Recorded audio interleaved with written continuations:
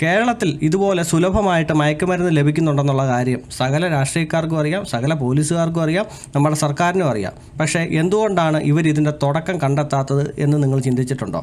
പലപ്പോഴും ഇവർ ഇതിൻ്റെ കണ്ണികൾ കണ്ടെത്താറുണ്ടെന്നുള്ളതാണ് എൻ്റെ ഒരു കാഴ്ചപ്പാട്. കാരണം ഈ കണ്ണികൾ തപ്പി ചെന്ന് കഴിയുമ്പോൾ അവസാനം ഏതെങ്കിലും ഒരു വമ്പൻ്റെ മുമ്പിൽ ചെല്ലും, അല്ലെങ്കിൽ വമ്പൻ്റെ പേര് പൊങ്ങി വരും. അതോടെ പോലീസ് യു-ടേൺ അടിക്കും. എൻ്റെ ഒരു അഭിപ്രായത്തിൽ ഭരണപരാജയം, പ്രത്യേകിച്ച് ആഭ്യന്തരം, കൂടാതെ ശക്തമായിട്ടുള്ള നിയമവ്യവസ്ഥിതി ഇവിടെ ഇല്ലാത്തതുമാണ് ഇതിനെല്ലാം പ്രധാന കാരണം. ഈ സർക്കാരിന് മുമ്പും നിരവധി സർക്കാരുകൾ നമ്മളുടെ കേരളം ഭരിച്ചിട്ടുണ്ടല്ലോ. അന്നൊന്നും ഇതുപോലെ മയക്കുമരുന്നുകളൊന്നും ലഭ്യമായിരുന്നില്ലല്ലോ.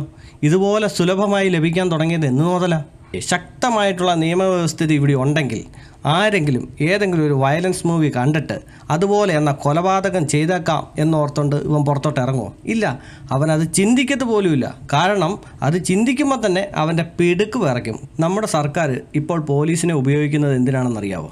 ഇവരെ വഴി സൈഡിൽ വാഹന പരിശോധനയ്ക്ക് വേണ്ടിയാണ് ഏറ്റവും കൂടുതൽ ഉപയോഗിക്കുന്നത്. അതുപോലെ തന്നെ പോലീസുകാർക്ക് നല്ല ട്രെയിനിങ് കൊടുക്കുക. ഫിസിക്കലി ഫിറ്റായിട്ടുള്ള എത്ര പോലീസുണ്ട് നമ്മുടെ സേനയിൽ? ഒന്ന് ആലോചിച്ച് നോക്കി. നമ്മുടെ സർക്കാരും പോലീസും ശക്തമായിട്ട് മുന്നോട്ട് ഇറങ്ങുവാണെങ്കിൽ ഉണ്ടല്ലോ, ഒരൊറ്റ മാസം കൊണ്ട് ഈ മയക്കുമരുന്ന് നമ്മുടെ നാട്ടിൽ നിന്ന് ഈസി ആയിട്ട് തുടച്ചു നീക്കാൻ പറ്റും.